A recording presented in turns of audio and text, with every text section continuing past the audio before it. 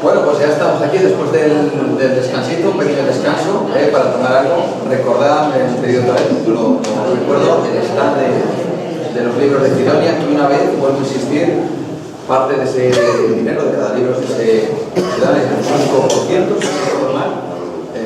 pues se reparte para obras sociales. Bueno, vamos a por la segunda ponencia. Hoy es una ponencia un poco más, de hecho, no es tan analítica como lo que nos acaba de ofrecer, yo creo que de ninguna manera impresionante Miguel Ángel. Es una forma de ver la ufología, desde luego más científica, y ahora nos vamos a ir quizá más a la investigación de campo, ¿no? A la investigación directa. Yo creo que así lo podemos enfocar, ¿no? Vamos a descubrir a un investigador que, si no lo conocéis, pues aquí os lo presento, es Miguel Pedrero. Lleva muchísimos años, pero muchísimos años detrás del fenómeno OVNI. Yo siempre lo digo, y detrás de otras cosas, ¿no? Pero el fenómeno OVNI quizá es una de sus debilidades, también desde luego la mía, y quizá por eso, especialmente en su libro, que también lo tenéis ahí, que son esos 20 mejores expedientes X españoles para él, quizá buena parte de esos expedientes X estén reflejados en ese fenómeno, casos impresionantes que os podría relatar, que seguro lo va a relatar mejor él, pero yo quizá os adelanto algo que quizá encontréis en el libro, no sé si lo va a hablar aquí, como esos casos tan parecidos al de Roswell que ocurrió en España, esas oleadas de ovnis en Galicia, y tantos otros casos realmente impresionantes, junto con otros más. No es un auténtico persigue ovnis, yo diría que bueno, si no te has topado por él, con ellos yo creo que ha sido de casualidad, porque ellos irían para un lado y ellos irían para el otro, pero no porque no intentar alcanzarlos, ¿no? Y nos va a demostrar cuáles son sus aventuras, sus desventuras también, sus éxitos también, sus fracasos también en este tipo de historias.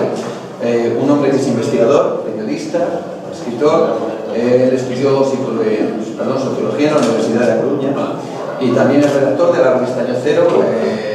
Yo alguna vez le he llamado y dice, oye, perdona que sí estamos con el cierre de la revista, bueno, hay mucha vorágine detrás de todo su trabajo, y además es miembro del programa de Espacio en Blanco, de Miguel Ángel Blanco, un auténtico también, yo creo que icono ya en esto del misterio, y que nos va a traer eso, sus investigaciones in situ, en el campo, con los testigos, lo que hablábamos un poquito antes, ¿no? Miguel Ángel lo has descrito muy bien. El que se dedica a buscar al testigo no deja de ser un folclorista, alguien que busca esas historias, y Miguel es uno de esos buscadores de historias, buscadores de enigmas, buscadores de misterios y secretos que muchas veces están en los cielos y que, como esta foto que tenemos aquí, a veces también están en la tierra. Ahora nos descubrirá un poquito más acerca de todo esto. Gracias y os dejo con él.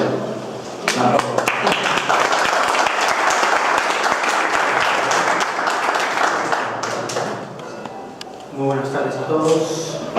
Gracias por estar aquí. Yo tengo muchas cosas que contar, como siempre. Al final me va a dar tiempo a centrarme en un 20%. Voy a intentar, sobre todo, contar historias. Yo creo que la conferencia de Miguel Ángel Ruiz ha dejado bastante sentado cuál es la problemática OVNI a que nos enfrentamos, cuáles son las teorías en boga actualmente, qué es lo que conocemos sobre el fenómeno, ¿no? Y algo muy importante, ¿no? Cómo se puede aproximar o se puede tratar de aproximar la ciencia a este fenómeno, ¿no? Yo no soy científico, yo soy periodista y sobre todo soy un perseguidor, ¿no? Alguien a quien le motiva sobre todo estar en los lugares de los hechos, ¿no? Entrevistar a los testigos y también tratar de llegar a alguna conclusión sobre el fenómeno en base a todos esos testimonios. Es decir, tampoco pretendo ser un mero recopilador de casos, ¿no? Sino también llegar a algunas conclusiones. Y yo tengo mis propias conclusiones.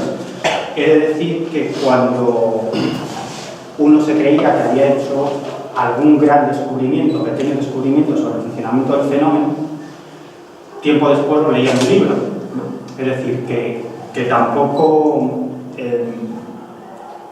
uno ha hecho grandes descubrimientos, ¿no? Pero sí es cierto, y eso es importante, que en muchas ocasiones mis propias percepciones sobre el fenómeno luego las he comprobado en libros, sobre todo libros en inglés, de autores, de investigadores de gran renombre, como el famosísimo Jacques Vallée, ¿no? Acaba de citar Miguel Ángel Ruiz, astrofísico, informático, por cierto, uno de los primeros empresarios del Valle del Silicio, Silicon Valley, un personaje que intervino en la creación de Internet, por ejemplo, y que es uno de los grandes ufólogos, uno de los grandes investigadores del fenómeno ovni, discípulo del doctor Ariel Hynek, también astrofísico, asesor científico del proyecto Libro Azul de la Fuerza Aérea de los Estados Unidos, proyecto al que se refería anteriormente también Miguel Ángel Ruiz, y que este hombre, Ariel Hynek, acabó saliendo de este proyecto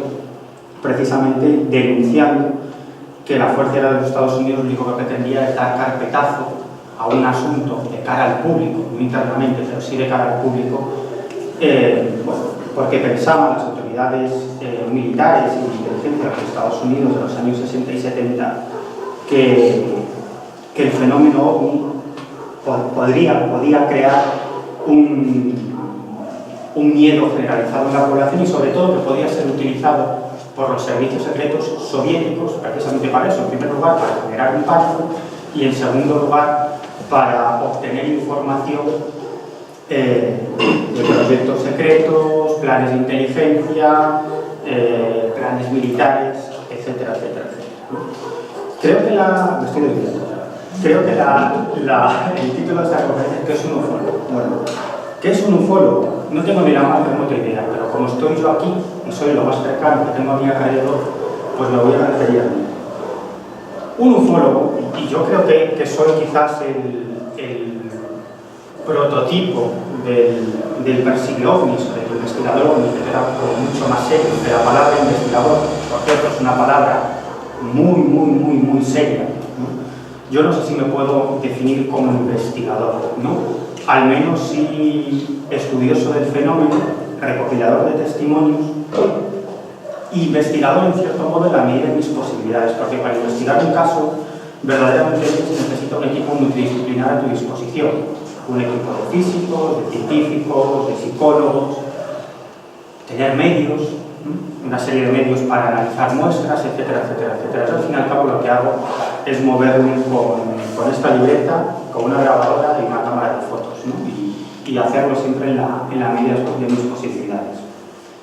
Yo creo que como muchos otros de mi época, ¿no? Yo tengo 37 años ahora, y creo que hay una serie de investigadores que además todos acabamos en los medios de comunicación, ¿no? De una forma o de otra, que rondamos más o menos la misma edad y que nos fascinó desde el principio el fenómeno ovni, sobre todo gracias a un personaje que es Juan José Benítez, ¿no? Uno de los grandes investigadores del fenómeno ovni, ¿no?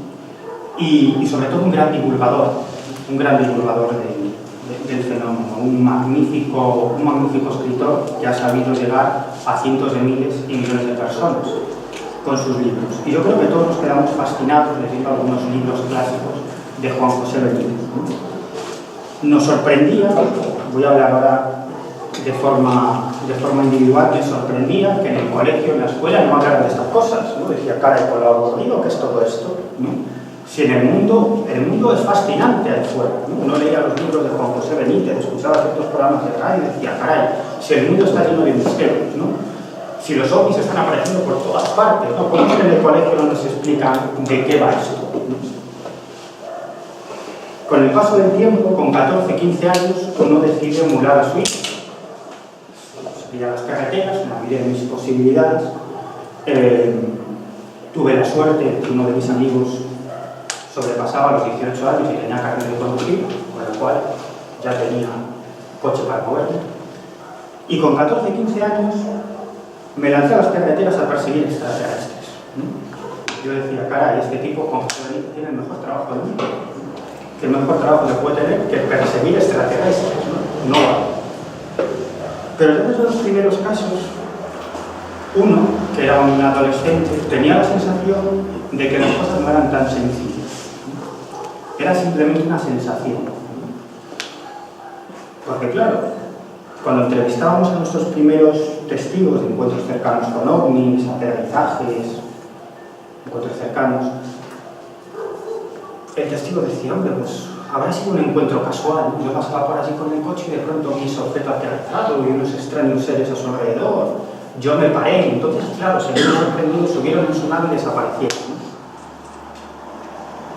Bueno, pero vas al lugar de los hechos y dices, qué raro, ¿no? Unos tipos, unos extraterrestres que aterrizan para recoger muestras y lo hacen al lado de la carretera. ¿Qué querían? ¿Recoger muestras de asfalto? Porque hacía ya hasta que no tenían campo. Y sobre todo aterrizan con muchas luces, ¿no? Para que lo vean. Entonces uno dice, caray, que las cosas parece que no son tan sencillas, ¿no? Y con el paso del tiempo, después de entrevistar a cientos y cientos y cientos y cientos de testigos, uno llega a la conclusión de que el fenómeno es mucho más complejo que seres extraterrestres que vienen en naves de chapa, aterrizan para recoger muestras. No. Los casos de encuentros cercanos son un espectáculo, un gran teatro preparado para que esa persona o ese grupo de personas, los elegidos, sean testigos de un determinado fenómeno. Además, alrededor de todos estos casos de encuentros cercanos, hay una serie de elementos absolutamente extraños que los investigadores suelen o bien pasar por alto, por regla general, o bien marginar, dejar a un lado. ¿Por qué? Porque le resta credibilidad al relato. Y sobre todo cuando quieres publicar algún artículo o pretendes realizar un reportaje para la radio o para la televisión, los que trabajamos en medios de información y en medios divulgativos sabemos que hay que ir al meollo del asunto y no descentrar al lector con un montón de historias, ¿no? Y entonces se suelen dejar al margen esos elementos, pero para mí son los elementos más importantes de un encuentro cercano. Yo les llamo marcas de calidad. Y como digo, son elementos que aparentemente le quitan credibilidad al relato. Por ejemplo, casos de encuentros cercanos en carretera. Un caso típico, la persona que va conduciendo una noche por una carretera y de pronto se encuentra con un objeto volador no identificado, en algunas ocasiones con humanoides asociados a ese objeto, ¿no? A partir de ahí, bueno, se produce el encuentro cercano, que siempre suele ser bastante absurdo.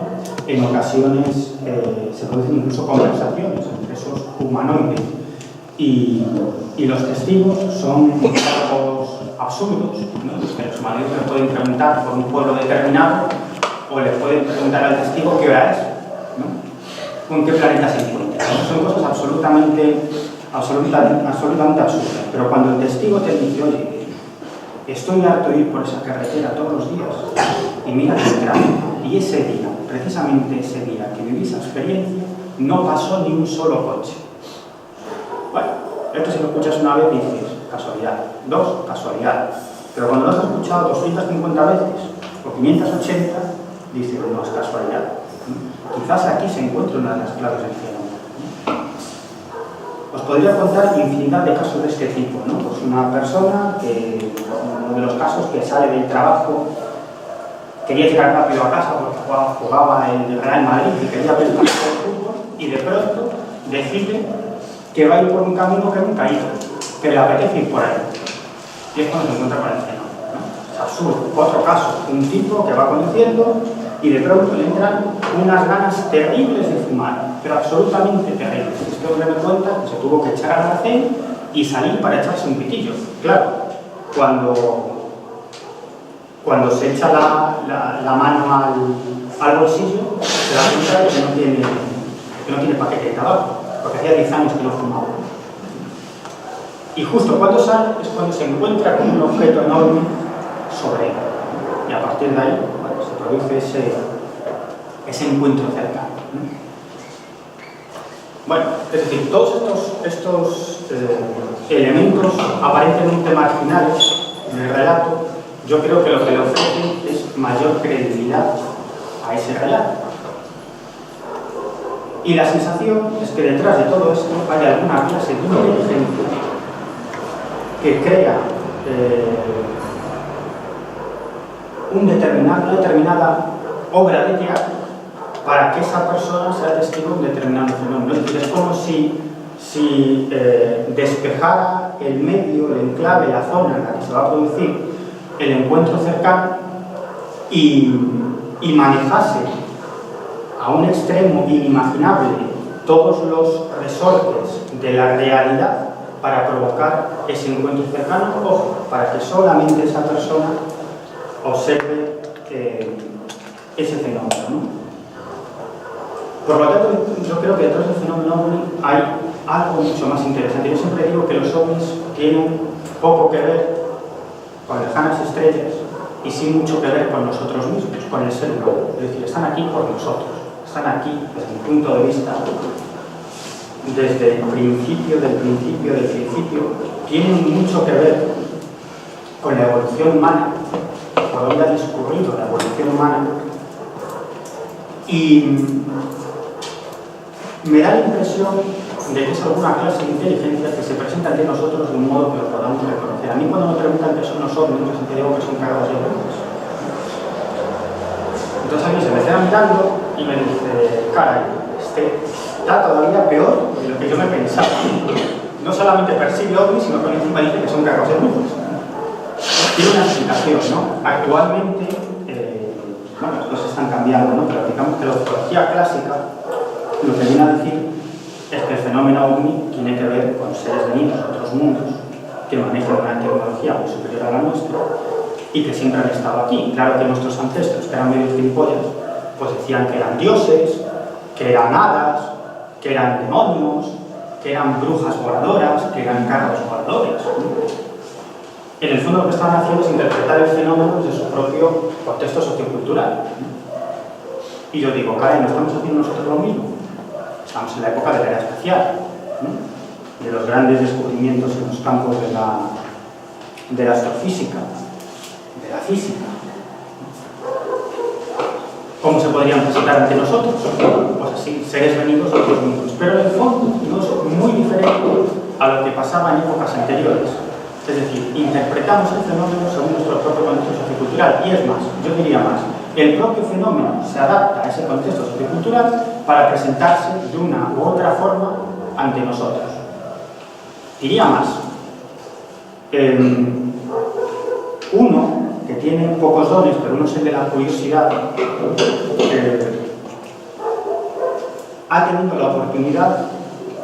oportunidad de meterme en muchísimos asuntos y de investigar, entre comillas, en la medida de mis posibilidades, infinidad de temas, ¿no? Fenómenos paranormales, encuentros con entidades sobrenaturales, encuentros con la Santa Compañía, y dices, ¿qué tiene esto que ver con el fenómeno? Ya te estás yendo, ¿no? Es decir, nos estás hablando de ovnis, no nos vas a hablar de la Santa Compañía. Entonces, ¿qué pasa? ¿Que existe también la Santa Compañía? Bueno, pues cuando sigues muchos de estos casos y entrevistas a sus protagonistas, te das cuenta que en el fondo no es muy diferente al fenómeno ovni. Lo único que cambia es el modo en el que se presenta, pero las características son comunes. Esa materialización y desmaterialización, esos rasgos de veracidad que comentaba anteriormente, esas circunstancias que hacen que ese determinado testigo sea testigo, valga la redundancia, de ese fenómeno.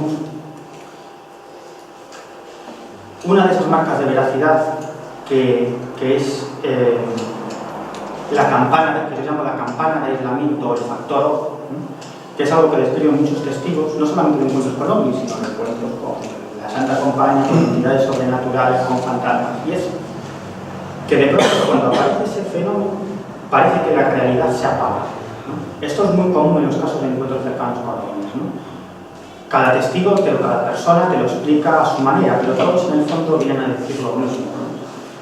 Es decir, cuando apareció aquello, es como si el viento se apagase, el sonido ambiente desapareciese y uno tiene una sensación extraña, ¿no? Como algunos lo describen de la siguiente manera: es como si yo hubiese entrado en otro mundo o otro mundo hubiese entrado aquí. Y cuando el fenómeno se desmaterializa, vuelve la realidad, vuelve el sonido ambiente, vuelve el viento, uno vuelve a tener frío o calor, es decir, vuelve a estar en esta realidad tridimensional. Y esto, como digo, es muy común a muchos de estos casos de encuentros con entidades extrañas, llamamos extraterrestres, fantasmas, entidades sobrenaturales o como queramos llamar.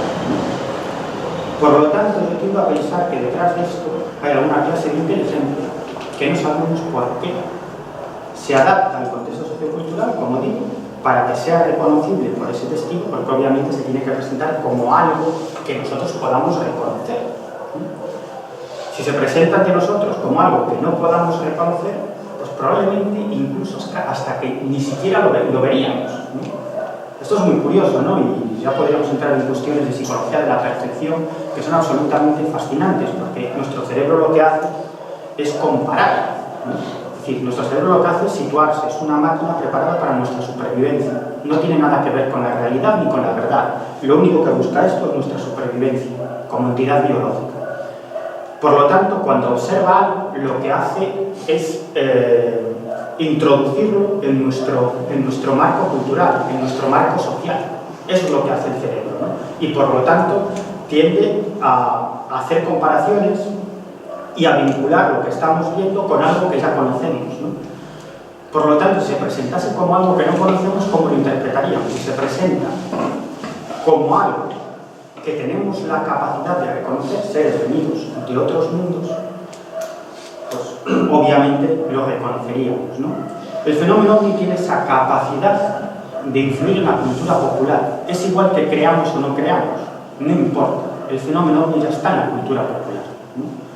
Cuando todo el mundo sabe que es un ovni, cuando a alguien le decimos dibujo un extraterrestre, todos nos dibujará el típico enano cabezón, el 99%, ¿no? Es decir, eso ya está ahí. Desde los años 40, incluso antes, ¿no? Que ahora más fenómeno ovni comienza en el 47, pero desde los años 40 hasta la actualidad podemos estar hablando de millones y millones de testigos, ¿no? Del fenómeno. Testigos que en su mayor parte cambian su modo de percepción, es decir, tiene lugar un cambio de conciencia en ellos, ¿no? Estamos hablando de muchos millones de personas que a su vez influencian a otras personas, que a su vez influencian a otras personas. Ese fenómeno acaba trascendiendo a los medios de comunicación, que influyen incluso a muchísimas más personas. Es decir, de algún modo estamos hablando de un fenómeno, desde mi punto de vista, que tiene la capacidad de producir una mutación de la conciencia, muy probablemente a muy largo plazo, a cientos de años, quizás miles de años. No lo sé.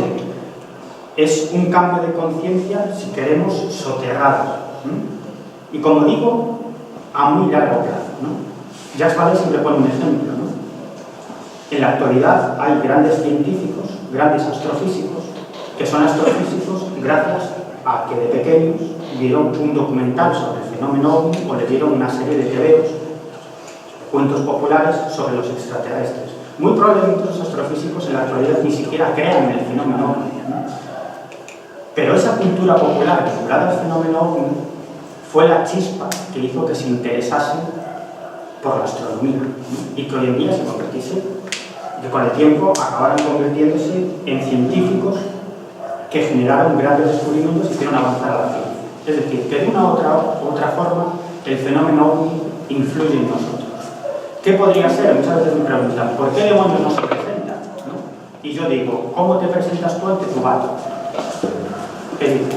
Hola, soy Miguel Pedrero y hoy no te puedo atender porque estoy haciendo la declaración de la renta, ¿no? Tú le puedes contar a tu gato todo lo que quieras.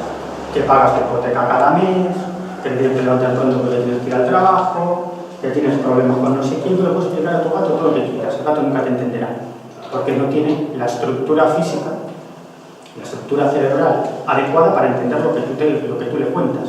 Por lo tanto, poco importa lo que tú le digas, ¿no? Pues yo creo que quizás el fenómeno podría ser algo igual, ¿no? Algún tipo de inteligencia está manteniendo algún tipo de comunicación con nosotros de un modo que nosotros podamos entenderlo, pero nunca seríamos capaces de saber, porque no tenemos la estructura cerebral adecuada, qué son en realidad, ¿no? Por lo tanto, la pregunta es, ¿por qué no se presentan? Yo digo, si ya lo están haciendo todos los días, en todas las partes del mundo se están presentando. Si tú lo que esperas es que digan, hola, vengo de Ganímedes, porque es igual que dijeran, hola, vengo de Ganímedes, hola, vengo de Júpiter, o hola, vengo de otras dimensiones. Probablemente será mentira, ¿no? Porque nunca podremos entender, quizás, por lo menos actualmente, qué hay detrás de todo este fenómeno, ¿no? A veces me siento un poco gilipollas hablando del fenómeno, ¿no? Me siento un poco estúpido. Porque uno dice, caray, está hablando de inteligencia de otras dimensiones, de encuentros con realidades increíbles, ¿no?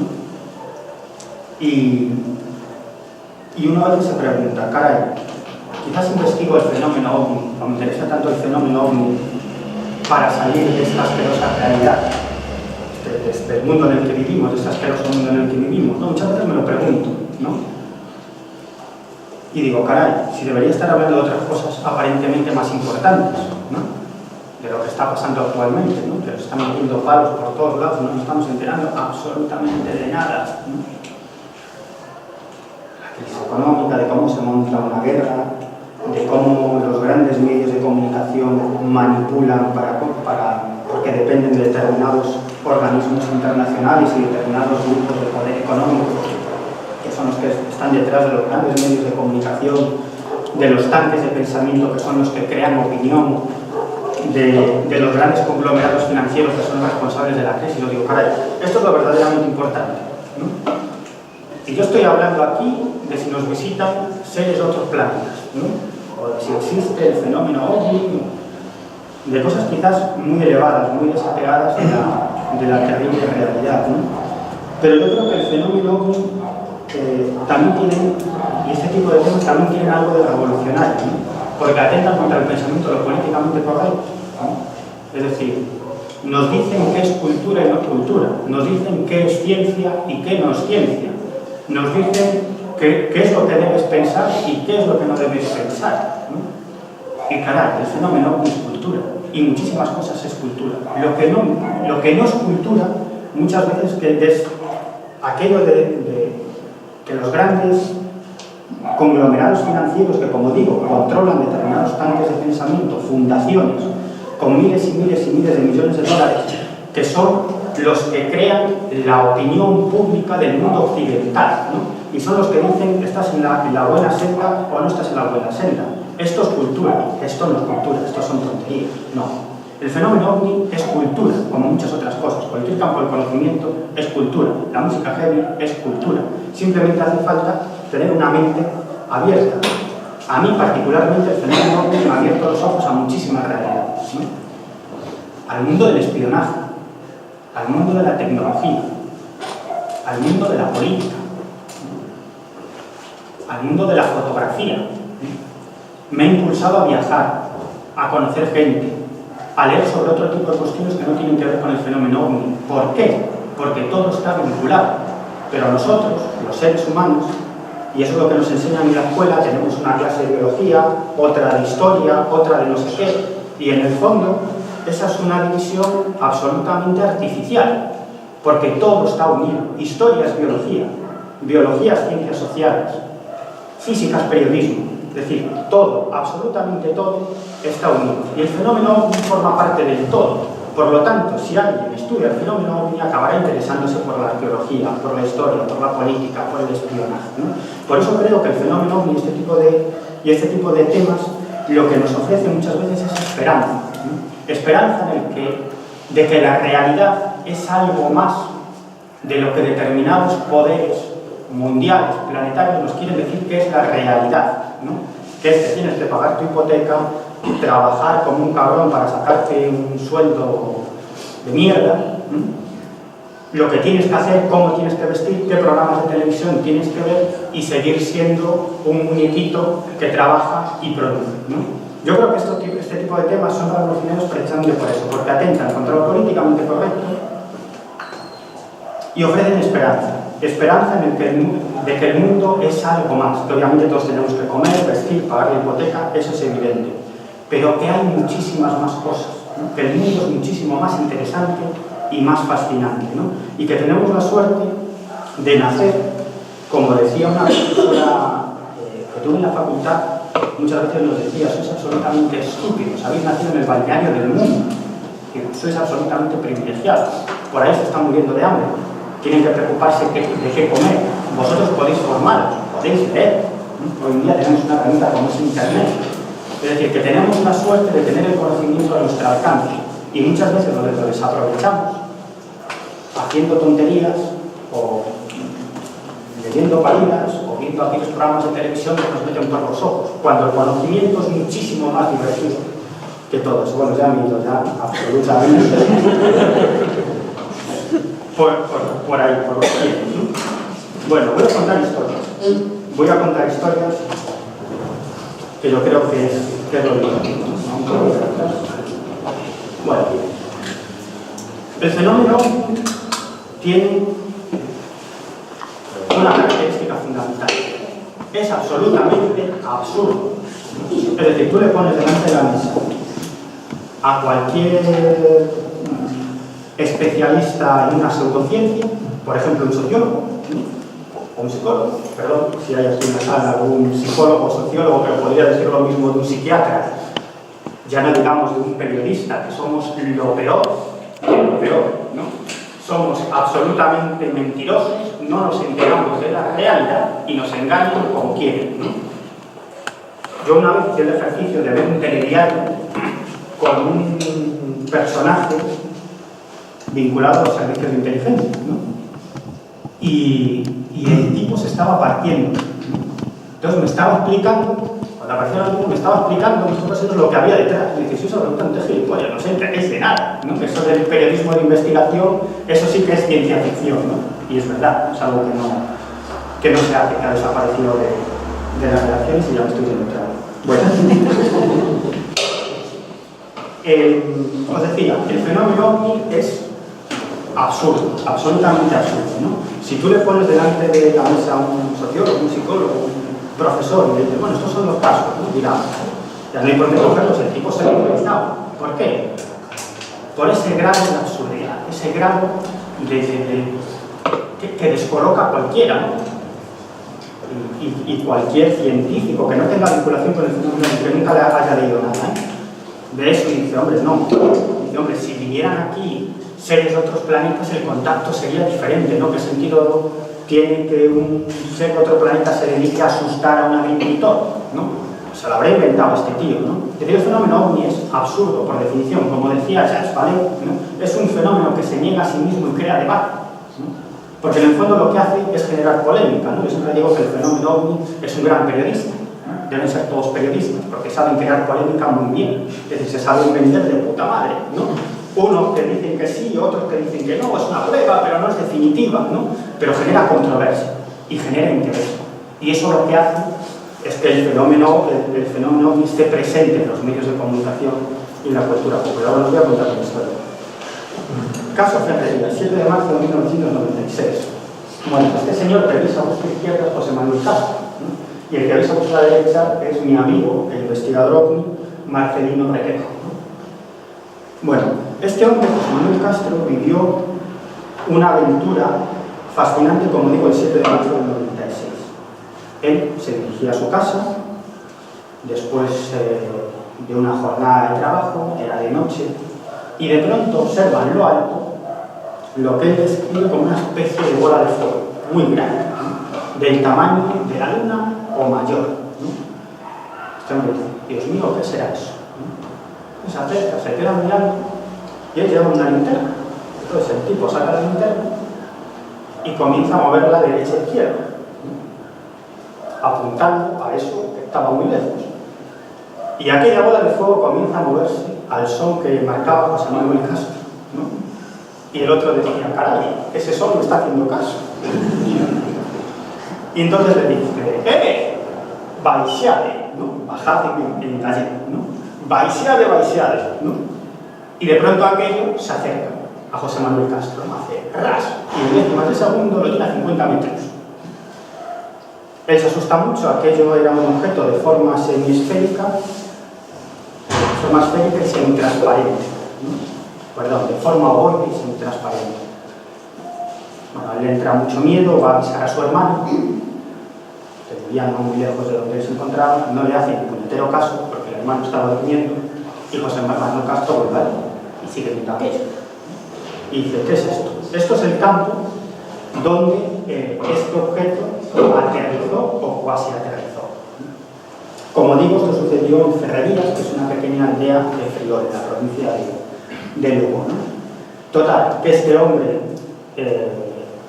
entra a su casa, que se encontraba muy cerca de este terreno, ¿no? A su vivienda, sube al segundo piso, donde tenía su cuarto, abre la ventana y desde aquí observa con mayor claridad aquello, ¿no? Y dentro lo que había, él lo describe, eran unos tipos tumbados dentro de unas lavadoras, unos tíos muy grandes, y bueno, y mucha luz, ¿no? De pronto, de aquel objeto sale una gran pared de varios colores, por la que bajan unos seres muy pequeñitos, 3, que él decía que eran como monitos, ¿no? Que comenzaron a saltar por el terreno de José Manuel Castro. Total, que el hombre se metió en el armario de su cuarto con una escopeta, ¿no? Yo siempre digo que José Manuel Castro a la mañana siguiente salió del armario. Y como digo, hasta la mañana siguiente no salió de ese armario con su escopeta, ¿no? Bueno, nosotros nos enteramos del caso al día siguiente gracias a Marcelino Requejo, ¿no? Llegamos a la zona, una serie de personas, José Lesta, Manuel Carvallal, Marcelino Requejo, que ya estaba allí.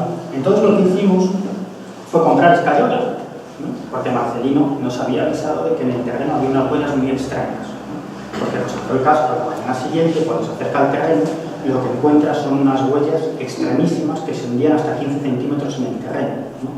Es decir, quien lo hizo tenía que pesar un huevo, porque ni siquiera las vacas que tenían pastando en su terreno dejaban ningún tipo de marca. Eran unas huellas súper extrañas, ¿no? Aquí, bueno, veis la foto de una de ellas. Detrás tenían lo que nosotros les llamábamos el punzón, era algo que se hundía en el terreno, y en la parte delantera tenían lo que nosotros llamábamos en plan de broma, uñas retráctiles, ¿no? Porque era como algo que se hundía en el terreno en forma de espiral, ¿no? Como os digo, os estoy hablando de huellas enormes, ¿no? De 3 palmos incluso de grande y muy anchas. Estaba repleta la finca de este tipo de huellas. Aquí veis el molde de una de las huellas, que incluso llevamos a varios zoólogos que no supieron darnos cuenta de a qué animal podían pertenecer. No tenían ni la más remota idea a quién podían pertenecer estas huellas. Hasta aquí pasó José Manuel Castro. Lo curioso, esto como os digo, sucede en el año 96, pero desde el 96 hasta la actualidad hemos ido recopilando nuevos testimonios y nuevos datos de este caso. Estamos en el año 2013. Resulta que ese objeto volador que vio José Manuel Castro no solo lo vio él, sino que desde una cantina cercana, varias personas, incluida la dueña, estuvieron un rato, antes de que llegara José Manuel, observando esa bola de fuego en lo alto. No solo eso, sino que ese mismo día, en poblaciones cercanas a Ferrerías, a 20, 30 kilómetros, se produjeron diferentes avistamientos de ovnis, ¿no? Algunos absolutamente espectaculares, ¿no? Que pudieron ver cientos de personas. No solo eso, sino que localizamos a varios testigos que tuvieron la oportunidad de observar esa bola de fuego perseguida por varios cazas militares. antes de llegar a la zona de Friol. No solo eso, sino que en días anteriores y posteriores, en un radio de 30 kilómetros a Ferrerías, tuvimos la oportunidad de recoger al menos 50 testimonios de personas que observaron objetos voladores no identificados volando muy cerca del suelo, incluso iluminando el terreno. No solo eso, sino que 2-3 días después del encuentro de Ferrerías y de los demás casos, varios cazas militares sobrevolaron la zona en varias ocasiones, incluso provocando la rotura de varios cristales, ¿no? Lo que provocó que varios vecinos se quejaran a las autoridades, ¿no? Y aquí llegamos al año 2010, cuando de pronto Marcelino Requejo se encuentra, aparentemente por casualidad, con un coronel del Ejército del Aire que le dice: oye, ¿tú te acuerdas de aquel caso del agricultor de Friol que dijo que había aterrizado un platillo volando? Siempre decía, claro, ¿cómo no lo voy a saber? Y dice: oye, porque sí, que ese hombre lo mira. ¿Por qué? Dice: no, porque es que esa noche en la base tuvimos lío con lo de los ojos. Y es cuando nos enteramos que a unos kilómetros, en línea recta, de Ferrerías, todavía sigue funcionando, una base de comunicaciones del Ejército Español. Una base en la que ese día, el 7 de marzo del 96, minutos antes de que aquel objeto fuera observado por José Manuel Castro, varios soldados que estaban haciendo labores de vigilancia observaron alrededor de esta antena de comunicaciones 2 bolas luminosas que empezaron a dar vueltas a la misma, que en un momento determinado se unen en una sola luz y tiran hacia la zona de Friol, hacia la zona de Ferrerías, donde José Manuel Castro tuvo la oportunidad de observar esa técnica. Es decir, yo creo que es un caso que tiene muchísimos elementos de juicio. Es más, este hombre era reticente, este militar, a contarnos esa información. Con lo cual, después de mucho trabajo, por fin conseguimos citarnos con él en una determinada base militar. El hombre acabó respondiéndolo porque pensaba que yo era agente del Servicio Secreto Español. Total, que de pronto me veo en el comedor de oficiales, con un montón de oficiales, incluidos varios de inteligencia, que lo que intentaban era saber quién era yo y qué buscaba, porque pensaban que era un espía y venía a robarles algún tipo de secreto, ¿no? Total, que me entró una perentoria necesidad biológica y pedí ir al servicio. Total, que me perdí. Y entonces acabé dando vueltas por esa enorme base militar y lo único que veía era soldados cuadrándose. Claro, había un civil por allí, solo podía ser un mando, ¿no? Creo que tardé como media hora o más en volver a la mesa de oficiales, ¿no? Y estos pensaban: ya está, este ya ha hecho lo que venía a hacer, ¿no? Ya nos han robado los secretos, ¿no?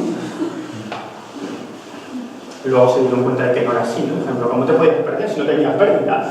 Coño, el segundo pasillo a la izquierda, ¿no? Pues me perdí, ¿no? Porque el sentido de orientación es nulo. Pero acabó contándonos la historia, ¿no? Y pudimos hablar con más testigos militares de ese incidente, ¿no? Es decir, que yo creo que en este caso hay muchos elementos de juicio muy dispares de personas que no se conocen entre sí, que apuntan a que verdaderamente esa noche, el 7 de marzo, ocurrió algo realmente extraño, ¿no? Por lo tanto, que no me cuenten hipótesis psicosociales, que no me cuenten historias, alucinaciones colectivas y tonterías, ¿no? Obviamente el fenómeno OVNI, vale, quizás pueda algo tener que ver algo con un mito, ¿no? Obviamente el fenómeno OVNI está dentro de la cultura popular, ya se ha convertido en un mito, pero coño, es un mito que lo ven diferentes testigos de diferentes posiciones, que deja marcas en el terreno, ¿no? Es más, además es una cosa curiosa. José Manuel Castro, cuando lo entrevistamos por primera vez, él nos decía que nunca vio el objeto aterrizado, sino que estaba como a 1 metro del suelo. Hicimos que nos llevara justo a donde estaba el aparato. y lo que encontramos fueron 3 marcas formando un triángulo isósceles, ¿no?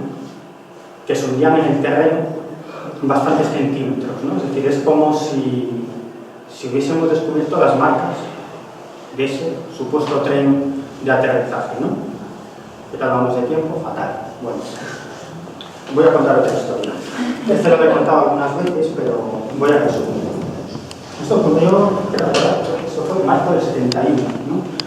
Esto es la entrada al EVA 4, el Escuadrón de Vigilancia Aérea número 4 de Rosas, Girona, donde está uno de los radares militares que vigilan el espacio aéreo. Bueno, esta es la entrada. Este es uno de los testigos principales. Este hombre, en ese año 1971, estaba de vigilancia en una garita cerca de los radares. Y de pronto me decía que decidió que cada cierto tiempo salía de la garita porque olía fatal, ¿no? Allí todo el mundo fumaba y olía a tabaco muchísimo. Entonces cada cierto tiempo salía de la garita. Una de las veces que sale de la garita, observa sobre esta antena de comunicaciones. En el 71 esto no era así, ¿no? Pero aquí había una antena, ¿no? Que ya no existe, hay otro tipo de artilugios, ¿no? Algo más modernos, pero justo en esta zona estaba esa antena sobre la que este hombre observa un objeto volador, una bola luminosa que se agrandaba y disminuía de tamaño, ¿no? Total, que lo que hace es avisar a varios de sus compañeros que se encontraban durmiendo en un edificio cercano, ¿no? Varios militares que tendrían que estar de guardia, ¿no? Esa noche. Aunque, como otras muchas veces, se habían saltado esa guardia, ¿no? Los avisa, salen y todos observan ese objeto volador. Ese objeto acaba desapareciendo y de pronto observan justo al lado de la antena, en una caseta que había cerca, una luminosidad verdosa. Una luminosidad verdosa hacia la que deciden dirigirse, ¿no? Toman uno de los perros que tenían de vigilancia de las caneras, Cielo, es este, ¿no? Se llamaba Cielo precisamente porque era el más fiero de todos, ¿no? Pues lo vamos a llevar al más fiero, ¿no? Avanzan hacia la zona. Este es uno, el que veis aquí es uno de los militares que... Sí, pues sí, podemos dar la vuelta.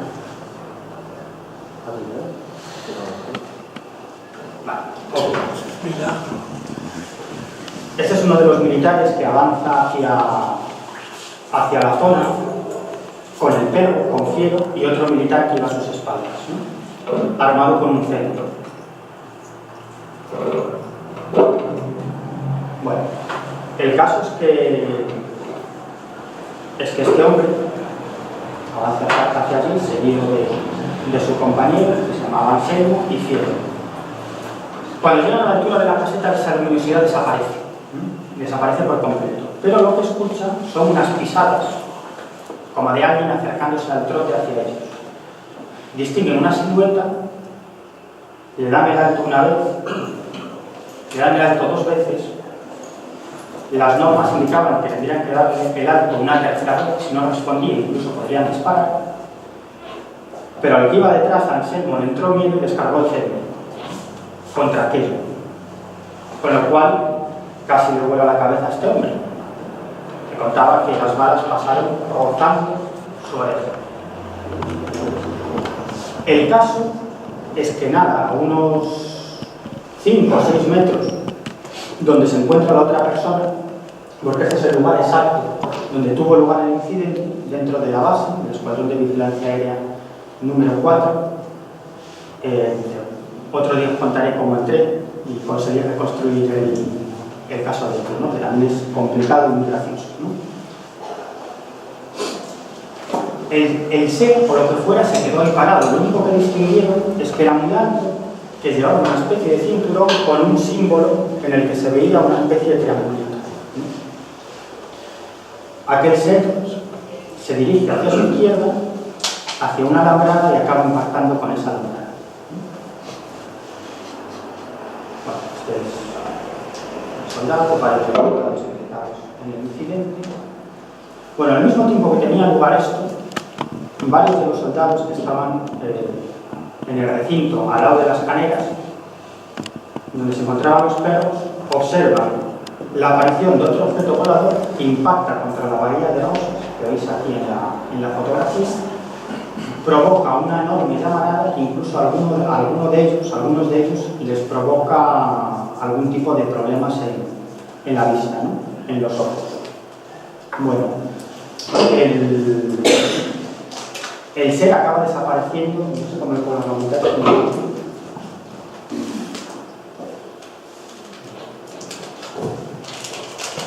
Bueno, el ser desaparece hacia la alambrada. Escuchan el impacto de eso, de lo que sea, contra la alambrada, llegan a la alambrada y lo que observan, lo que me describían los militares, es que lo que vieron era como una película de dibujos animados, ¿no? Cuando el personaje atraviesa una pared y queda el rastro de su silueta, ¿no? Además decían que los bordes de la alambrada estaban como quemados, ¿no? Más allá de esta alambrada no hay nada, hay un campo, un poquito de terreno y un precipicio, es decir, de ahí no puede salir nadie, no sé qué pueda tocar, ¿no? Bueno, el caso es muchísimo más complicado. En días posteriores se volvieron a ver ovnis. No hace mucho tiempo tuve la oportunidad de hablar con un alto mando militar que en esa época estaba destinado a esta base, a la EVA 4. Él me habló de varios casos que sucedieron esos días e incluso de que los perros no querían salir para hacer la guardia. Tenían que prácticamente sacarlos de las caneras a rastro. Decía que perseguían fantasmas. Es decir, marcaban la presencia de algo, pero allí no había nada, ¿no? Los perros estaban con el rabo entre las piernas y los tenían que sacar prácticamente a patadas, ¿no? Uno de los casos más interesantes que se produjo 2 o 3 días después es que a pleno día varios militares observan un objeto en forma de platillo volante metálico que es perseguido por varios cazas militares que, según pude saber, despegaron de una determinada base militar, ¿no? Este objeto se dedicó a jugar al gato y al ratón con estos aviones. En un momento determinado pegó un acelerón y desapareció. En este caso el objeto sí fue detectado por el radar. Bueno, nos queda muy poquito tiempo, ¿verdad? Queda un poco más. Pues veo, según el horario que yo me he equivocado en la mía, yo me he comido medio porque pensaba que yo acababa a las 7:30 y a las 8, entonces tú puedes acabar hasta las 9:30. Bueno, en un ratito luego si queréis dejamos un tiempo para que hablemos un rato. Estoy resumiendo mucho los casos porque quiero contar muchas cosas, como siempre, y al final no cuento nada bien. Os voy a contar otro caso, ¿no? Si no me da tiempo, pues tendré que dejar una serie de historias en el tintero, ¿no? Os voy a contar otro caso. Morón de la Frontera, la base aérea de Morón de la Frontera es una base aérea enorme que por dentro es absolutamente increíble, es una ciudad, ¿no?, que comparte el ejército español y el norteamericano, ¿no? En esta base tiene lugar un caso fascinante a mediados de los 80 en una noche varios militares se encontraban de guardia en el centro de control de vuelos muy cerca de la pista de aterrizaje de Morón de la Frontera, donde están aterrizados varios cazas militares, tanto españoles como norteamericanos. Esta es la zona de vuelos, ¿no? Es la entrada. Este es el edificio donde se encontraban de guardia estos militares, ¿no? Además, para entrar a Morón de la Frontera tienes que pasar toda una serie de medidas de seguridad increíbles. Estuvimos a punto de no entrar, estuvimos a punto de no dejarnos entrar, pero luego, gracias a un contacto militar que había prestado servicios en Morón de la Frontera, finalmente nos dejaron entrar y tuvimos la oportunidad de entrevistar a algunos de los militares testigos de este caso, ¿no? Bueno, el caso. Bueno, esto es la zona desde la que los militares vieron el suceso, el fenómeno al que voy a referir a continuación. Bueno, uno de ellos soy yo y otro es mi amigo y compañero de muchísimas aventuras, Francisco Contreras, compañero Radio Nacional de España, en Espacio en Blanco, con el que me lo suelo pasar muy bien persiguiendo este tipo de asuntos y de casos, ¿no? Esta es la torre de control de la pista de aterrizaje Morón de la Frontera, desde donde también varios militares tuvieron la oportunidad de contemplar el fenómeno. ¿Qué es lo que vieron? Lo que vieron fue un objeto en forma de Zeppelin, o sea, la cosa más antiaerodinámica del mundo, rodeado de una serie de lucecitas, que se estaba acercando a la pista de aterrizaje Morón de la Frontera, como si fuera a tomar tierra.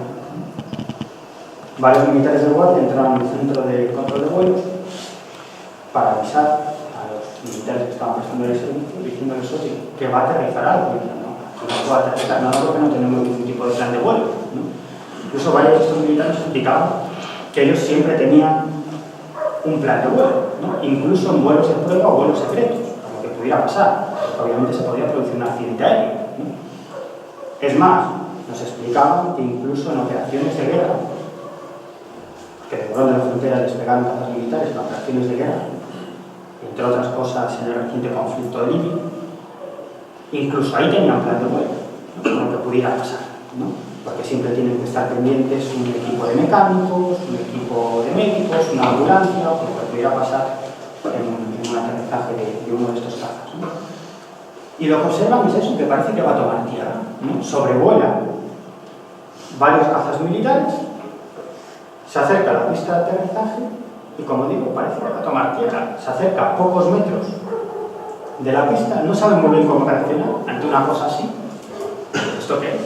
Es absolutamente imposible que cualquier aeronave entre en el espacio aéreo Morón de la Frontera. O sea, es absolutamente imposible que cualquier aeronave sobrevuele la pista de aterrizaje de Morón de la Frontera, porque hubiese sido detectado por los radares, pero vaya usted a saber desde dónde, y hubiese sido interceptado. Es absolutamente imposible, no teníamos ninguna notificación de ningún objeto volador no identificado que se estuviera acercando a la base, ¿no? Es como si aquello se hubiese materializado de pronto, ¿no? Y al llegar a la altura de la torre de control de la base de avión, aquello pegó un acelerón, desapareció en 15 segundos y se convirtió en un punto de luz en el cielo. ¿Qué nos decían los testigos presenciales? Que ellos estaban absolutamente convencidos de que aquello no era humano y que si alguna potencia tuviese esa clase de tecnología, tendría la capacidad de dominar el mundo, pero sin ni siquiera lanzar una sola bomba. Es decir, si alguna potencia, algún grupo secreto, alguna organización vinculada a alguna multinacional tuviese esa tecnología en sus manos, esa tecnología aeronáutica, claro, esto podría ser aplicable a la informática, a la tecnología aeroespacial, a mil historias, es decir, estaríamos hablando de una tecnología de ciencia ficción, y más en esta época, a mediados de los 80. Bueno, esto es el dibujo que nos hizo uno de los testigos de este objeto. No sé, decían que era como un Zeppelin, o era una serie de lucecitas que en su parte superior parecía tener una especie de línea o de marca, ¿sí? Otro caso. Polvorín de las Gándaras, Lugo, noviembre del año 1994. Este podríamos decir que fue el caso, la chispa, el pistoletazo de salida de la famosa oleada de ovnis en Galicia. 400 casos, más de 400 casos recopilados prácticamente uno por uno, aproximadamente en 8, 9 meses, casos de encuentros cercanos, de aterrizajes. A mí la oleada gallega me costó el cobre, me costó repetir poco, pero yo creo que fue una semana clase en todo ese año.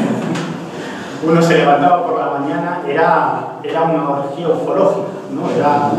Te levantabas por la mañana y no sabías qué hacer, ¿no? Tenías un caso de aterrizaje, una filmación, un encuentro cercano, ¿no? Decías, Dios mío, esto es el paraíso, ¿no? Recuerdo que una vez que aparecí por clase, alguien me dijo, ¿tú quién eres? Bueno, noviembre del año 94. Este es el polvorín de las Gándaras.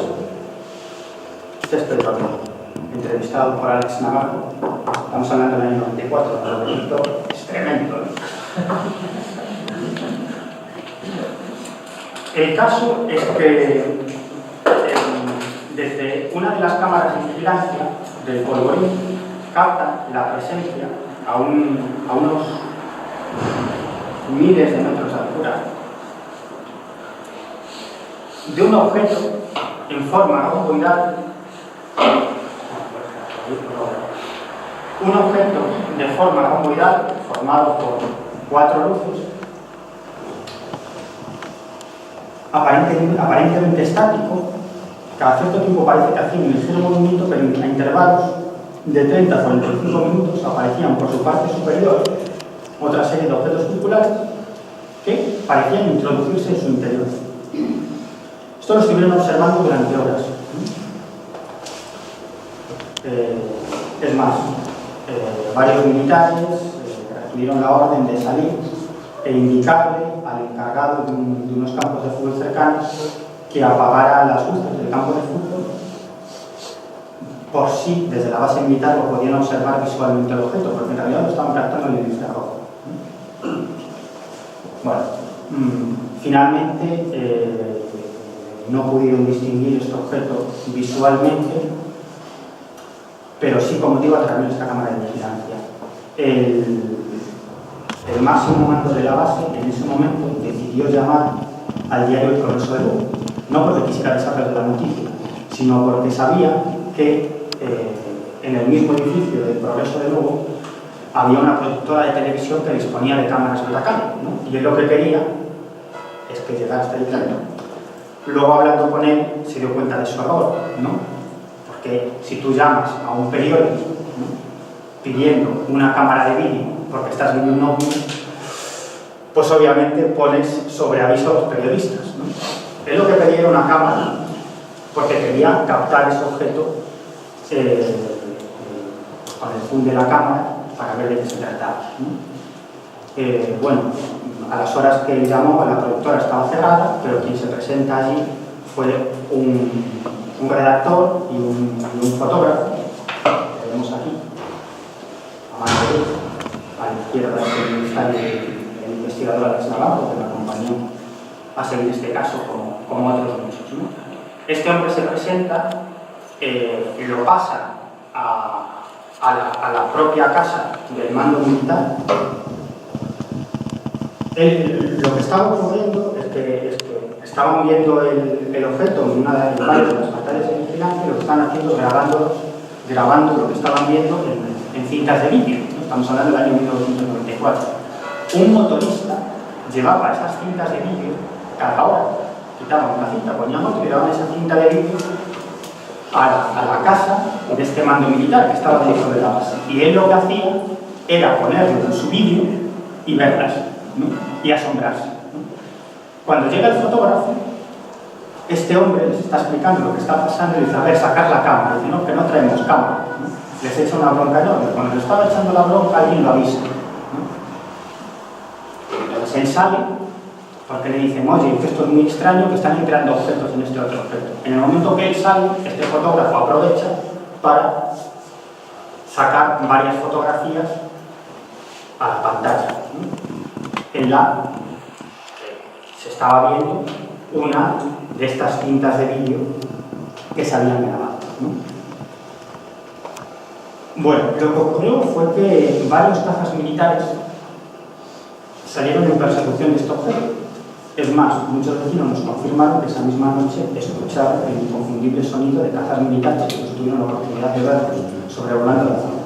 Pasados los años localizamos a varios militares que prestaban servicios en este polvorín cuando tuvo lugar el incidente y nos decían que lo que se montó allí, en palabras textuales de uno, fue un pifostio de la hostia. Coches por todos lados, incluso llegaron militares que no pertenecían a la base en varios coches camuflados. Dice que se escuchaba muchísimo trasiego. Despertaron a varios militares para que hiciesen guardia y para que estuviesen atentos a lo que podía pasar.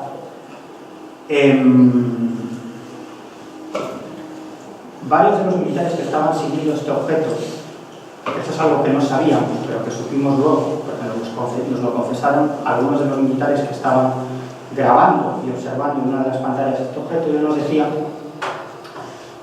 que acercaron el zoom al máximo, y lo que se veía en realidad era un objeto en forma de balón de rugby luminoso y que tenía una mayor luminosidad en sus extremos, que es lo que se ve en esta fotografía, ¿no? Pero si acercabas el zoom, lo que veías, como digo, es un objeto en forma de balón de rugby. ¿Cómo desapareció este objeto? Pues en un momento determinado hizo un balanceo y se esfumó, desapareció, ¿no? Al día siguiente reunieron a varios de los militares que habían sido testigos de este fenómeno en esas pantallas y a muchos otros que habían escuchado lo que había pasado, y les dijeron y les prohibieron que contaran absolutamente nada de lo sucedido, y les prohibieron terminantemente que sacaran o que hicieran alguna copia de alguna de las grabaciones. Incluso llegaron a amenazarlos con arrestarlos, y que incluso si divulgaban algo cuando acabaran su servicio militar, algunos de ellos los amenazaron con detenerles y mandarlos a juicio por desvelar secretos militares. Es decir, me decía uno de ellos, éramos todos chavales, lo que intentaron era acojonarnos para que no dijéramos nada, ¿no? Y además les prohibieron que dieran la más mínima información a una serie de periodistas que estaban pululando alrededor de la base, ¿no? Que éramos nosotros en esa época, ¿no? Por eso tuvimos tantas dificultades para que nos contaran absolutamente nada en esa época, aunque, como digo, años después hablamos con muchos de ellos y nos contaron absolutamente todo. Nos dijeron que esas grabaciones salieron en cajas y acabaron en un coche del ejército de tierra, y que esas grabaciones salieron hacia Madrid, es decir, que ya no se encuentran en esa base, ¿no? Curiosamente, días antes y días después de que se produjera este fenómeno en el polvorín de las Gándaras es un barrio a las afueras de la ciudad de Lugo, días antes y días después varios testigos tuvieron la oportunidad de ver objetos voladores no identificados, ¿no? Es decir, estos son casos, son datos que recopilamos años después de este suceso. Es decir, que más personas tuvieron la oportunidad de ver ovnis, incluso personas que no tenían o no se acordaban o prácticamente ni se acordaban de este incidente, que simplemente fue una noticia, una nota a pie de página en páginas interiores del diario El Progreso de Lugo, es decir, que tampoco tuvo ninguna gran repercusión pública. Bueno, ahora os iba a hablar, no sé qué hora es, os iba a hablar 5 minutitos. Sí, 5 minutitos y ya terminamos. Os iba a hablar de la Santa Compañía, precisamente por esa vinculación que tiene, ese grado de extrañeza y de absurdidad, ¿no? Que tiene tanto el fenómeno de la Santa Compañía como el de apariciones fantasmales, la aparición de seres sobrenaturales o la aparición de los casos que os acabo de contar son casos con implicación militar, ¿no? Pero que en el fondo visten mucho más, ¿no? Porque los testigos son militares, hay documentos, hay testigos que obviamente no son militares y no tendrían por qué mentir, hay determinados elementos de juicio, hay fotografías, hay detecciones en radar, es decir, son casos que periodísticamente visten mucho, pero en el fondo, o no tan en el fondo, no se diferencian tanto de otros casos en los que el testigo pues, es una persona que va conduciendo, un agricultor o cualquier persona, ¿no? Incluso no se diferencian tanto de casos de encuentros con entidades, entre comillas, sobrenaturales. La Santa Compañía, esa procesión de muertos, ¿no? Que es el nombre que se da en tierras gallegas, pero tiene otros muchos nombres en otras muchas zonas de la geografía española e incluso europea, ¿no? Pero que en el fondo viene a ser lo mismo, ¿no? Incluso la tradición de la Santa Compañía está muy extendida en Canarias o en Castilla o incluso en Andalucía, ¿no? Que se suele vincular con Galicia, ¿no? Bueno, la foto de la bonita, ¿no? El encuentro con la Santa Compañía, ¿no? Con esos encapuchados en un camino perdido de rural gallegos.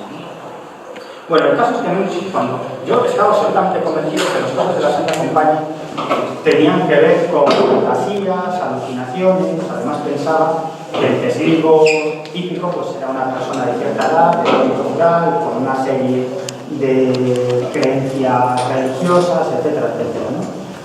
Sin embargo, bueno, montamos un programa especial en Espacio en Blanco, encuentro con la Santa Compañía, recopilamos algunos testimonios y de pronto nos empezaron a llegar infinidad de casos, infinidad de testimonios de personas que ni siquiera, que nada tenían que ver con ese prototipo que yo me imaginaba, sino que eran personas, muchas de ellas del ámbito urbano, incluso agnósticos o ateos, personas con una alta formación que no tenían ninguna vinculación con estos temas, ni siquiera creían, ni siquiera creen después de sucesos en la existencia de la Santa Compañía, pero que te cuentan lo que han visto.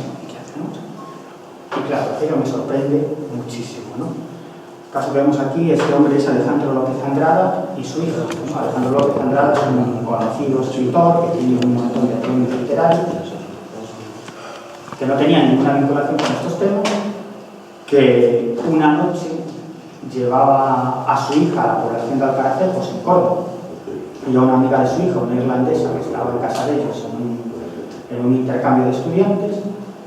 Y bueno, era muy de mañana, un 1 de noviembre, creo recordar, del año 2002, pero no me hagáis mucho caso. Y bueno, conducía López Andrada, su hijo va soldado y detrás la chica irlandesa. Hacen un stop, como digo, eran las 5 y pico de la mañana, y de pronto la hija le dice: oye papá, ¿estás haciendo lo mismo que yo? El padre dice: pues sí, ¿no? Y lo que veía era un ser encapuchado, ataviado con una túnica, con una gran capucha, que levitaba, es decir, no tocaba el suelo, se deslizaba a cierta altura del suelo por el medio de la carretera e iba hacia ellos. No le distinguía ni manos, ni pies, ni rostro.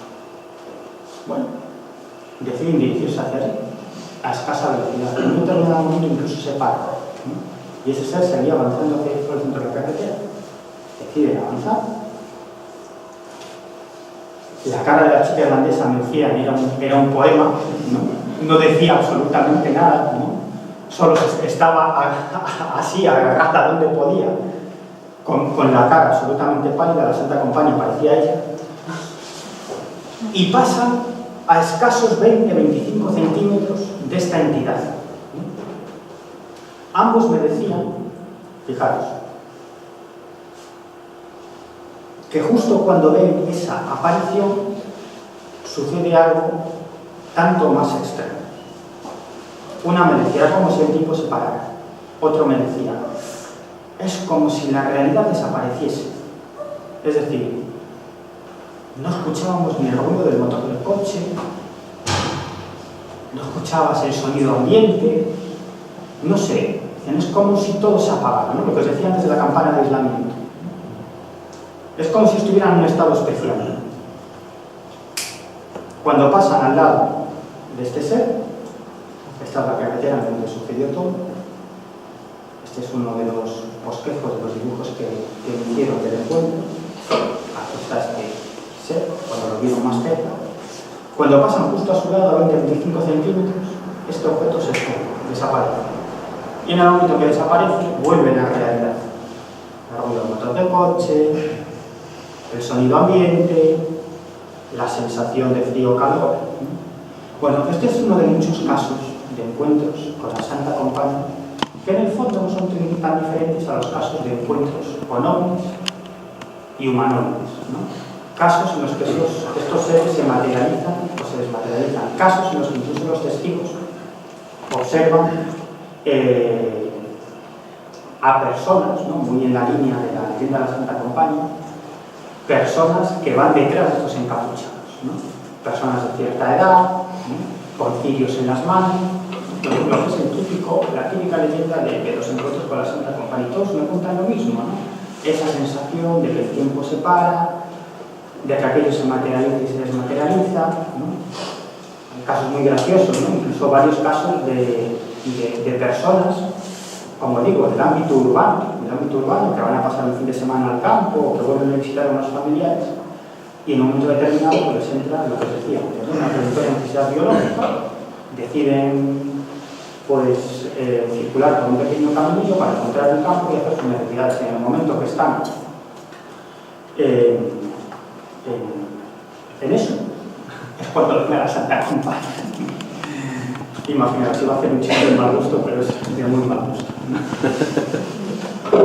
Es decir, lo que quiero decir con todo esto, bueno, más caso no, pero bueno, esto ya no me da tiempo. Y lo que os quiero decir es que en el juego no están todas las diferencias. Este video es un caso también fantástico de encuentro con unos seres que él llegó a interpretar como la Santa Compañía, como que podría ser la Santa Compañía. En este caso fue a pleno día, pero que curiosamente cuando vamos a la zona, lo entrevistamos a él, intentamos encontrar nuevos testigos de lo que él ve, nos encontramos a una persona que nos dice que desde un punto elevado, desde una zona elevada, justo cuando este hombre estaba observando a esos seres extraños, ¿no? Que aquí los veis, unidos por el hombro y que tenían encima una especie de triangulito y cambiaban todos de color al unísono, pues sobre esa misma zona, un vecino de un pueblo cercano, una aldea cercana, observa un objeto volador circular de color rojo intenso, ¿no? Aquello acaba desapareciendo, el hombre sigue su camino y recuerda encontrarse a Iodoro, ¿no? Corriendo despavorido hacia su casa. Dice, ni siquiera me saludó. Es decir, esto que estamos hablando de apariciones sobrenaturales, la Santa Compañía, ovnis. Me estoy acordando de otro caso de un tipo en un pueblo del sur de Orense que estaba con su ganado en el campo y de pronto observa unas luces voladoras que se aproximan a su posición. Este hombre se mete detrás de un matorral y dice, está la Santa Compañía, pero yo tengo dos cojones, porque me he encontrado con lobos, me he encontrado, y si aparece la Santa Compañía, yo voy a ver la Santa Compañía y voy a salir al encuentro de la Santa Compañía.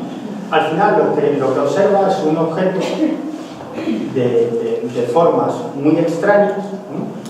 De aspecto metálico, que lanzaba una serie de focos de luz hacia el suelo, ¿no? Un ovni. Eso podría haber sido interpretado como la Santa Compañía. No sé, hay algo muy curioso.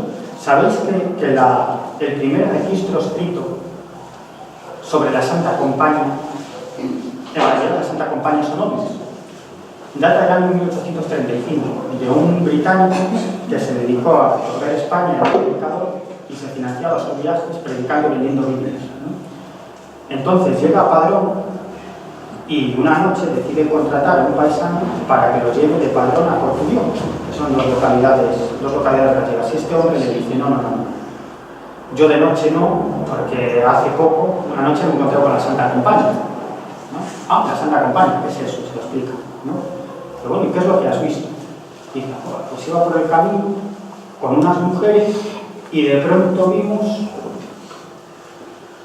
unas luces que volaban por encima, claro, eran las almas de la Santa Compañía que iban con sus cirios encendidos por los cielos.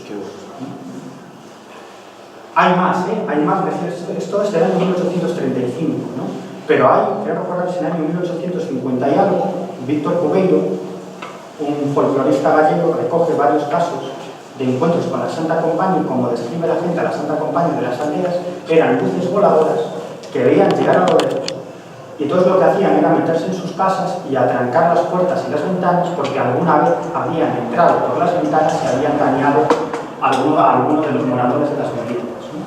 Claro, para ellos era la Santa Compañía, ¿no? ¿De qué estamos hablando? Lo que quiero decir es que muchas veces somos nosotros los que metemos en uno u otro compartimento este tipo de fenómenos extraños. Decimos Santa Compañía, encuentro con seres sobrenatural, poltergeist, encuentro con ovnis, humanoides, y en el fondo es, como digo, una distinción artificial y todo esto tiene muchísimo más que ver. Total, que no os ha aclarado absolutamente nada, seguro que sabéis con más dudas que al principio. Yo parece que sé mucho, pero no sé nada. Y cuanto más leo y más investigo y con más testigos hablo, menos todavía, porque cuando creo que tengo una pauta, resulta que los siguientes testimonios me lo tiran por tierra, ¿no? Ya no hay pauta que seguir, ¿no? Es decir, que nos movemos en fenómenos muy extraños que quizás nunca lleguemos a comprender, yo estoy seguro que nunca llegaré a comprender, al menos mientras viva, ¿no? Esto es lo que ha provocado que muchos investigadores y muchos aficionados a este tema acaben dejándolo, porque al final te conviertes quizás en un recopilador de casos, de datos, ¿no? Pero no llegas a ninguna conclusión. Sí, casos militares que a mí me ponen muy eléctrico, ¿no? Y me fascinan, y da lugar de los hechos, entrevistar a los testigos, ¿no? Es como un reto personal. Pero que en el fondo la pregunta es, ¿aportan algo más sobre la comprensión del fenómeno, sobre el origen del fenómeno? Pues probablemente no. Digo que probablemente no, aunque detrás de cada caso siempre hay un elemento de juicio que refuerza una u otra opinión o algo que ya sabías, pero en el fondo acabas convirtiéndote en un recopilador de casos. ¿Por qué sigo? ¿Por qué seguimos? Pues creo que detrás muchas veces hay un componente romántico, ¿no? O utópico, ¿no? Es como un veneno que llevas en la sangre. A mí, si sucede algo y no puedo ir, llego incluso hasta ponerme enfermo, llego a vomitar, ¿no? Por no poder ir, ¿no? Porque a mí lo que me gusta es estar en el lugar, quizás por una sensación, como digo, un tanto utópica, romántica, ¿no? Decir, caray, aquí ha pasado algo realmente extraño de algo que probablemente no es humano, ¿no? Y yo estoy aquí, ¿no? Donde ha ocurrido, ¿no? Y tengo la oportunidad de que los testigos me lo cuenten, ¿no? Incluso me voy a quedar aquí esta noche a ver si aparece, ¿no? Que nunca aparece, ¿no? Pero por lo menos la ilusión la tienes, ¿no? Y yo creo que es importante, con todo esto, hacer también trabajo de gabinete, trabajo de campo, es decir, con todos estos casos, tratar de llegar a alguna conclusión, ¿no? Y bueno, eso es lo que algunos tratamos de hacer y tenemos ciertas teorías, ¿no? Ciertas hipótesis sobre el fenómeno, pues acabo de contar muy por encima, muy a grosso modo, que no quiere decir que esté en lo cierto y por supuesto estoy dispuesto a cambiarlas 100% si me doy cuenta de que estoy errado, ¿no? Y me voy a callar. Muchas gracias.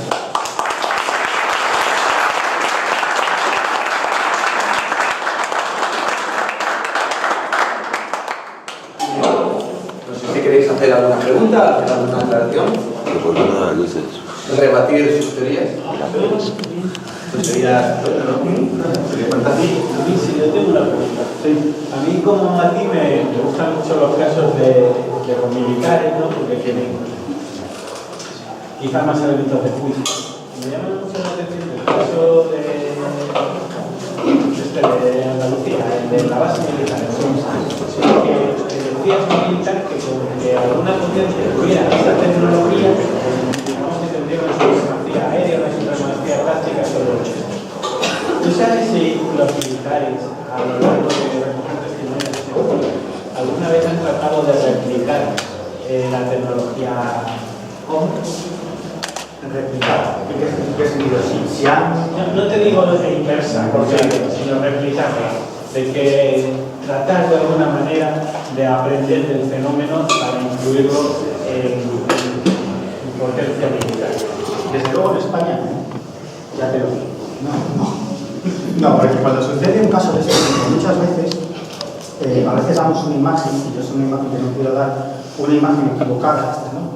Los que seguimos este tipo de historias, sobre todo los periodistas, que nosotros somos los buenos de la película, los que tratamos de sacar a la luz la verdad, ¿no? Y los malos son los militares que intentan ocultar la verdad de la opinión pública, ¿no? Y nosotros lo que hacemos, valerosos reporteros, ¿no? Es conseguir esos documentos, esos testimonios a la luz, ¿no? Es una falsedad, ¿no? Nosotros somos tan buenos y los militares tan malos, es decir, ni hay buenos ni hay malos. Es más, mi experiencia con los militares es absolutamente positiva, en el sentido de que tienen unas ganas tremendas de contar su experiencia, ¿no? Y te la cuentan, aunque en muchas ocasiones te pidan que no divulgues sus nombres y en otros casos que ni siquiera divulgues el caso, porque si tú divulgas el caso, fácilmente ellos son identificables, ¿no? Y alguno de ellos te lo ha tenido que contar, ¿no? Por lo tanto, yo tengo muchísimos casos, muchísimos más espectaculares que no los puedo contar, porque sus propios protagonistas me piden que ni siquiera los cuenten para que sus mandos no los localicen y no los identifiquen, ¿no? Por eso te digo que en España, cuando sucede un caso de este tipo, para los militares implicados es un absoluto marrón. Y cuando sucede en una base militar, en un escuadrón de vigilancia aérea, para el jefe de la base es un coñazo, ¿no? porque tiene que hacer un informe sobre el caso, tiene que entrevistar a los militares. Normalmente el ejército lo que hace es nombrar un juez informador, que es un oficial que se encarga de recopilar el caso, ¿no? Algunos lo hacen mejor y otros peor, como todos. Para algunos es parte de su trabajo, es un trabajo burocrático, igual que se dedican, que en un determinado momento tienen un cometido, en ese momento tienen ese cometido, y lo hacen, muchos para pasar el expediente, y otros se fascinan por el tema. Son seres humanos, a algunos no les interesa, a otros sí, se fascinan por el tema y hacen informes muy buenos, ¿no? Y otros hacen informes muy malos, ¿no? Algunos de ellos se quedan absolutamente fascinados por el tema, incluso se interesan personalmente por ese asunto. Es una gran fuente de información, porque como aquello les ha impactado, como cualquier testigo, se lo comentan a compañeros de profesión, a militares, ¿no? Con lo cual crean una red de amigos que gente que les cuenta cosas, ¿no? Pues para mí, ¿no? Son unas fuentes de información fantásticas, no solamente de su caso, sino de otros muchos, ¿no? No, ya te digo que no, que en España, no sé si en Estados Unidos se ha llegado a hacer algo. Yo creo que sí hay estudios, seguramente, de determinados servicios de inteligencia sobre la tecnología que podrían estar aplicando los ovnis. ¿Hasta qué punto eso se podría aplicar en determinados proyectos aeronáuticos? Lo desconozco, ¿no? Quizás podría decir más, no lo sé. Sí. Tú dices, Miguel, que cuando la gente tiene este tipo de experiencias sufre un cambio de conciencia. ¿Eso puede ser una cosa similar o paralela a cuando tienen la experiencia esa del túnel y de la otra vida? ¿Es espiritual o es más científica? En el fondo estamos hablando de lo mismo.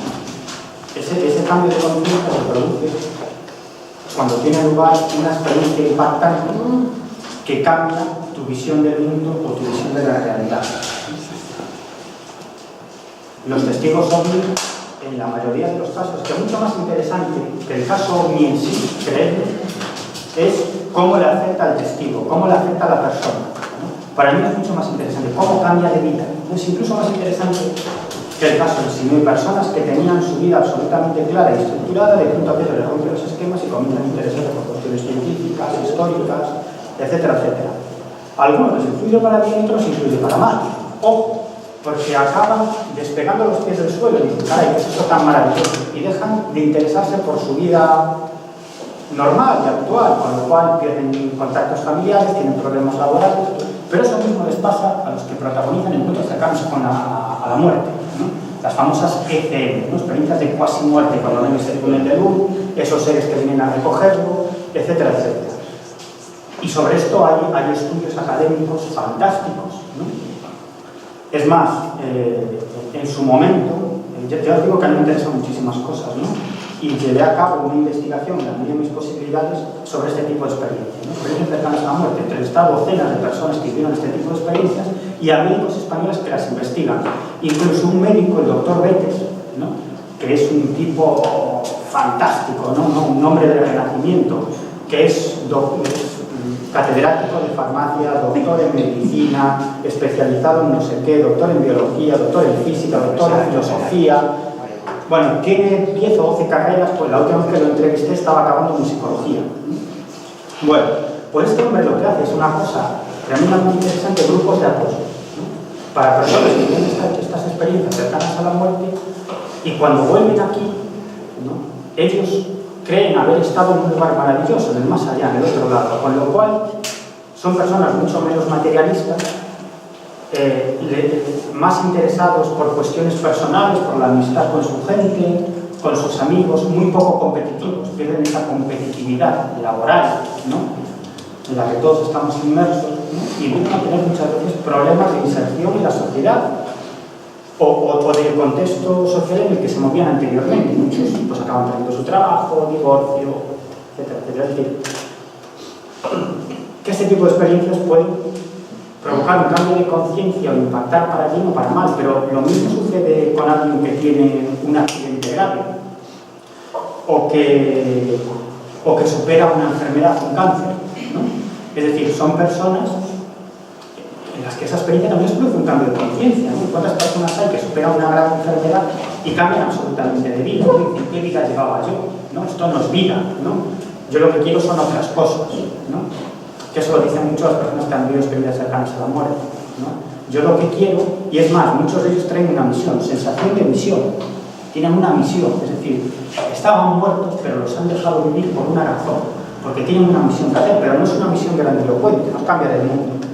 La misión que traen es dejar el mundo un poco mejor que cuando han venido, ¿no? Es decir, hacer un poco más felices a las personas que tienen a su alrededor, ser mejores compañeros en el trabajo, portarse mejor con sus parejas, ser más comprensivos con la gente, etcétera, etcétera. Esa es la misión que traen, pero todos vienen con la sensación de misión, ¿no? No sé qué me habías preguntado. Sí, es un cambio espiritual que similar a las FDI. Yo creo que podría haber debate en ese aspecto tanto. Vamos a ver, es que también el fenómeno tiene tres interpretadores. El que lo ve, el que lo interpreta como un vestido y el que lo niega. Ahí es donde radica el problema. El que lo ve está seguro de lo que es. Completamente. El que lo interpreta ya está contando lo que él cree que ha visto el otro. No es ya la realidad. Y el otro ya es que va a llegar todo el problema. Ese problema siempre está ahí, ¿no? Yo es que lo he visto, pero no lo sé. Ah, ¿usted lo ha visto? Ah, Se te ha olvidado un caso. Se te ha olvidado un caso. La base es la Real del Badajoz. Ah, sí, mira. Y eso conozco yo a casi todos los soldados que estaban en la guardia. No me digas eso. El sanitario era primo hermano. Y el hermano era Figueres. Era que le pegaron un tiro al sargento y le atravesaron el correo.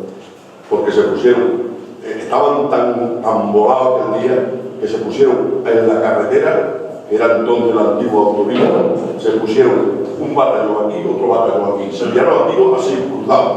Y a uno de los sargentos le atravesaron la gorra, no le volaron la cabeza al final. Y después se cargaron acribillaron un tío que el coche era imposible. El coche era imposible los tiros que llevaba. Y al tío no le pasó. Y después había otro que por eso ya la cosa se fue para abajo. Y era que llegó un avión con un alto dirigente de este país, con una cuchilla. La mujer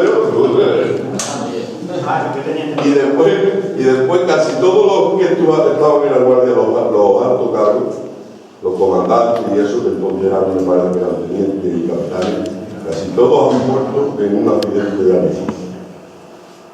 Casi todos. Eso es muy curioso. Es una cosa curiosa, te puedo decir. Bueno, en los dos accidentes que yo conocí, eso muy bien. ¿Y usted conoció a los muchachos que les pasó? No, pero tengo, por ejemplo, un compañero mío que hizo, porque es que son de mi edad todos, y un amigo mío, vamos, el día que escribió, ¿cómo se llama? El del Telecuatro.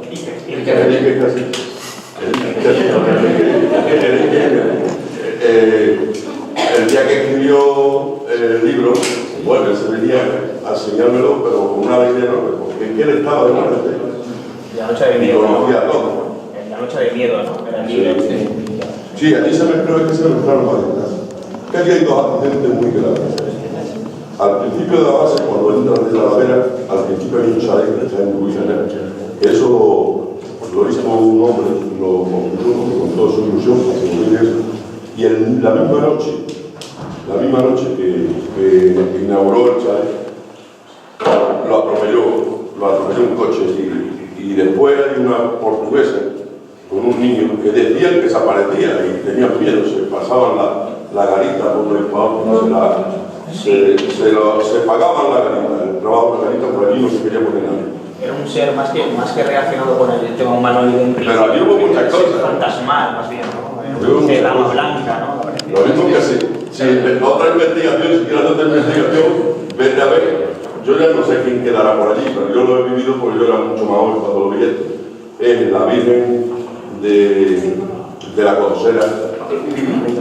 Pues ahí vete a ver, porque yo estuve ahí hablando con gente de aquello de la función de bien no tenía nada. Allí hay gente que te hablan de cosas completamente distintas a una aparición de bien. Una cosa más extraña que pasa algo aquí impresionante. Es muy curioso. También pasa por aquí por Cantabria ese tipo de cuestiones. Es que conozco, es que casi todos los casos que han contado los conozco. Bueno, pues... Bueno, yo creo que es buen momento para... No sé si queréis hacer... No, estaba saludando, que estoy una mano por ahí. Bueno, pues tan solo recordaros que ahora mismo, en cuestión de ya, nos vamos a ir hasta Liérganes, porque allí vamos a conocer uno de esos grandes misterios que os decía al principio, una de esas grandes leyendas, ya que estamos en las jornadas de folclore, antropología y ufología. Bueno, la ufología la quizá la vamos a dejar un poquito más aparte, pero sí tiene mucho que ver con el folclore y con la antropología, la famosa historia que ha traspasado, como digo, desde luego las fronteras de Cantabria y que llegó hasta las costas de Cádiz, y ahí precisamente parte de esa leyenda, entre leyenda e historia, como es la historia del hombre pez. Hay todo un centro de interpretación en Liérganes, al cual vamos a acudir, que gracias al Ayuntamiento de Liérganes pues nos habilita, nos da la oportunidad de estar en ese lugar. Vamos a conocer un poquito esa historia, vamos a ver un pequeño vídeo de unos 10 minutos, un poquito poético de toda aquella historia que ocurrió pues, concretamente en el año 1674, que ha llovido bastante desde entonces. Y descubrimos, pues eso, también si parte de las historias reales al final acaban siendo leyendas, al final acaban entrando en los mitos y en las historias populares, ¿no? Y es una buena manera, yo creo, también de acercarnos a un misterio, pues ya que estamos aquí en Cantabria, podemos, hay muchísimos, seguro que conocéis un montón, entre ellos, pues, se me ocurre así al azar, no sé, San Sebastián de Garabandal, por ejemplo. Hay muchos, un montón. Este es uno de ellos, y que en su momento, ya que hablas con Miguel también, es un reportaje, han venido de Lorenzo Molina de Fuera, con los trabajadores del misterio, también estuvieron aquí también conociendo esa historia del hombre pez. ¿Quién era ese hombre que desaparece supuestamente en las rías de Bilbao? Y 5 años más tarde aparece un ser con unas características muy especiales que ahora, si queréis, me podéis acompañar a descubrir quién es ese ser que unos pescadores en Cádiz atrapan en sus redes con una leyenda extraordinaria detrás que luego, cuando estemos allí,